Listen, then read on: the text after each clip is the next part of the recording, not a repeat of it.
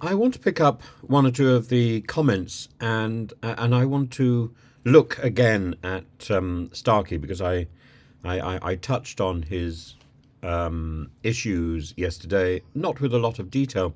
And some people, Stephen Foxwell says, Starkey is the greatest living British historian, mainly because he only deals with facts or only deals in facts. And somebody else here, Weasist, says the censoring on this channel is impressive. You're like lambs to the slaughter. I don't think I censor anything. I wouldn't know how to do it. Clara Nordblom says it's consoling to hear your voice. You're voicing a concern there. You're a kind voice for Britain. As the social media continues to chorus these mistaken conclusions made by historians, journalists, and politicians, they come across as if their sense of searching for the truth is tragically dimmed by their drifting away from kindness. For it is important for thinkers to be kind. I agree. I've got people saying that I do love my pro-war sources. I don't think I do. I think what I look for is peace. And as for Starkey, it's worth. Let me just take the. He's done a piece called "The Quiet Death of Parliamentary Democracy," and it's worth unpicking what he says. He starts off by talking about going to vote in Russell Square, and he also talks about a proper Conservative response, what the party should be doing and saying and promising for once. But that's not happening. He lays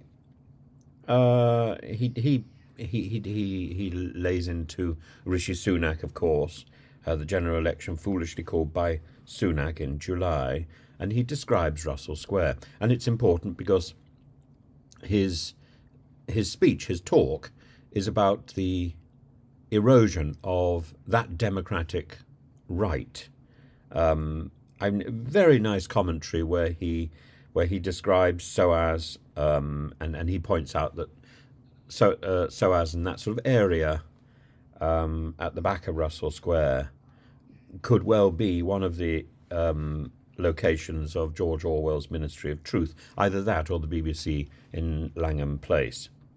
He describes these as fascistic buildings, neo-fascistic buildings, and then he stumbles where he talks about hysteria when he actually means history, and it's charming. But you shouldn't be seduced by the charm of David Starkey. He is an extraordinarily accomplished speaker and thinker and academic. And what he's doing in this speech is what is so fascinating. So people who want to take sort of selective quotes from him can do so. And it all looks very reasonable. But it's that undercurrent which is what is so pernicious. So what he's doing with his references to Sue Gray as Madame Defarge and Jess Sargent as even worse, and but he talks about Starmer wanting to skew the Constitution, and yet it's Starkey who questions the legitimacy of the Labour election by talking about the statistics. So few people actually got to vote for Starmer, and yet he can conclude that he got this overwhelming majority in the ballot box.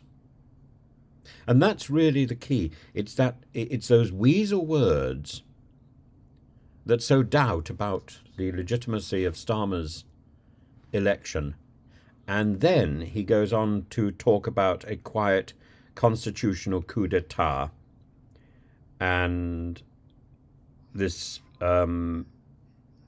challenge to the principle of the priority of Parliament by Labour, undermining the legitimacy of power of the parliamentary system. But he is doing it too, very subtly and very efficiently. He's particularly concerned about the response to the rioters.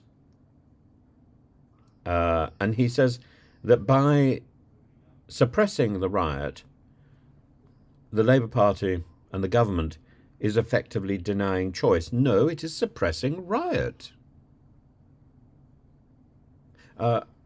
If the Conservative Party were in power at this time, would it promote rioting as a source of choice? No, it wouldn't.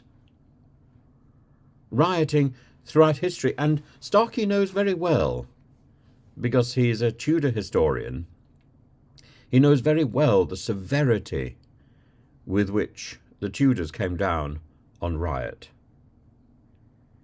And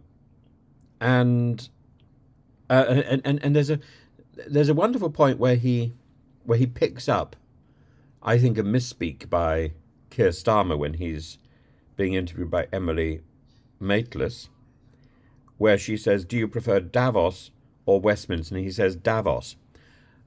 Starkey takes this as a dismissal of the parliamentary system. I don't think that's what Starmer goes on to express. He's talking about his frustration with the tribalism in Westminster. And he's specific about it. And actually, Starkey even references it. But by the time Starkey gets to it, that subtle grave digging that he's doing, he is contributing to the eradication of parliamentary democracy, not Starmer.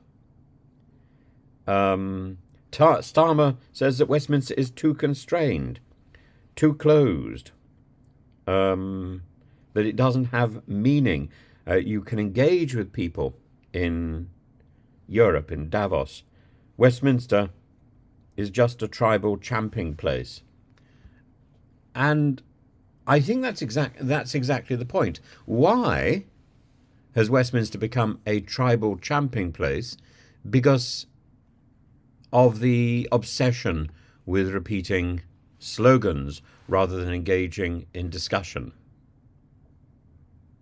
David Starkey is somebody who has sparked controversy with his public statements and his right-wing bias. I have no problem with the right-wing bias at all.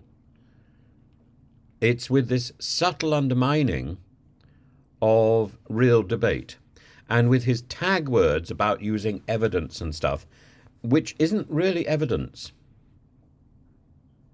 And this subtle twisting of the academic method. And you can go back through his through the things he said in the last 10 years, his espousal of nationalism, British exceptionalism, ignoring the darker aspects of British history, such as colonialism or the exploitation associated with the British Empire. He's been criticised for idealising figures like Henry VIII and Elizabeth I, while neglecting the complexities and the consequences of their reigns.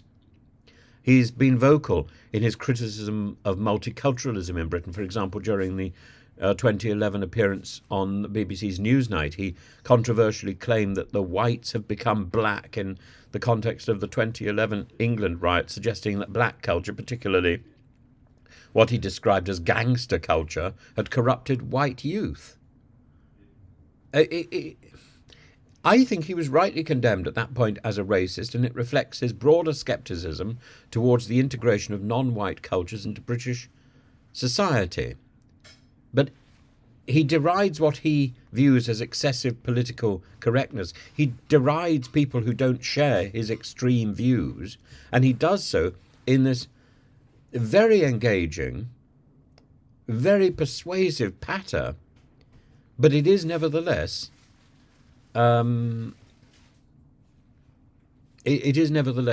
duplicitous.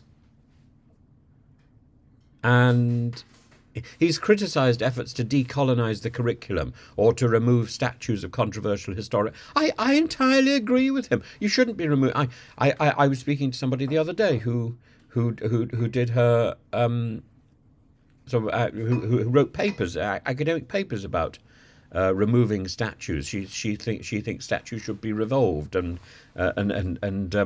reviewed every 30 years. I don't agree. I think that review should take place. I entirely agree with the review, but I don't agree with moving statues. I think statues should be contextualized by more statues. And the response was, oh, well, there'll be too many. I don't think you can have too many statues.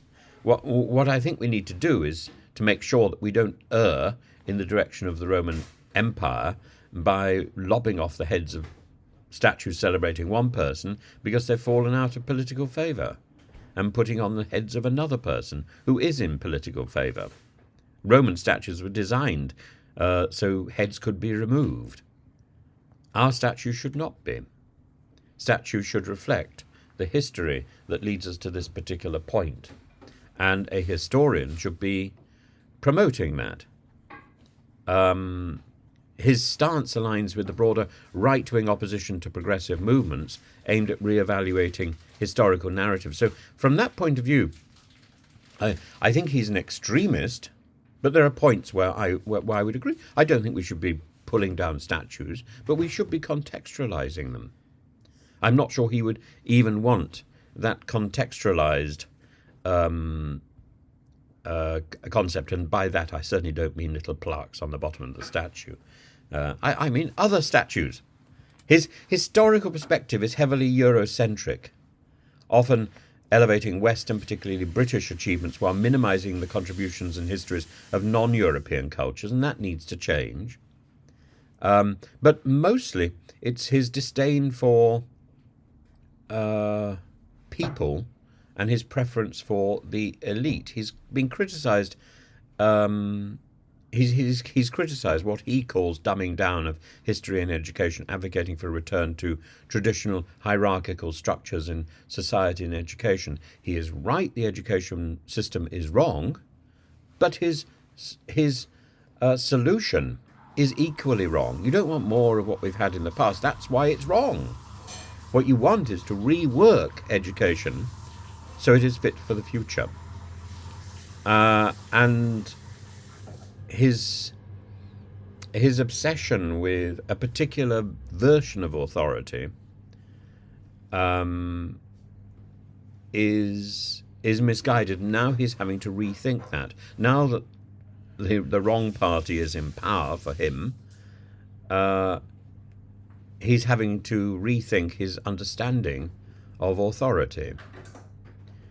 So while many of the issues that he raises are reasonable, his actual conclusion is wrong, and this subtext of challenging the order because it's the wrong order, promoting order providing it's the right order, this is the problem.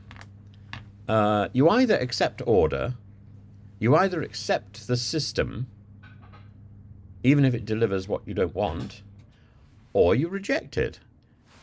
Starkey is subtly rejecting the system in the same way that Douglas Murray and Farage and Tommy Robinson and Andrew Tate reject the system. And it's the subtlety which is so difficult to get across. But you look at Starkey, you look at Farage, you look at Tate and Robinson, you think there is something wrong here. I was speaking this morning in between air raids to Caelan Robertson, and we will do a piece about his experience, direct experience of Tommy Robinson, because there's a ridiculous puff piece in the New Statesman yesterday, I think, written by somebody who's lived in Luton but doesn't know Tommy Robinson, and it comes across as prejudice and fluff. And I think we need to get to the heart of these things. And I come back to my principles. I would like to like David Starkey. I would like to like Tommy Robinson, Douglas Murray, and even Farage. But I find, in the end, they they have all crossed a line, and they are all promoting the destruction of order, whether subtly, whether indirectly. Their eye is not on now. Their eye is on some fantastic future where they will have power. That isn't democracy. That is looking forward to tyranny, and that, I think, is more worrying. But I do recommend listening to Starkey, because he is wildly entertaining and extremely persuasive. But simply be aware of what he's saying. Some things you will agree with, some things you won't agree with. But it's that subtle undercurrent of half-truth which I find most pernicious. But the devil always deals in half-truths.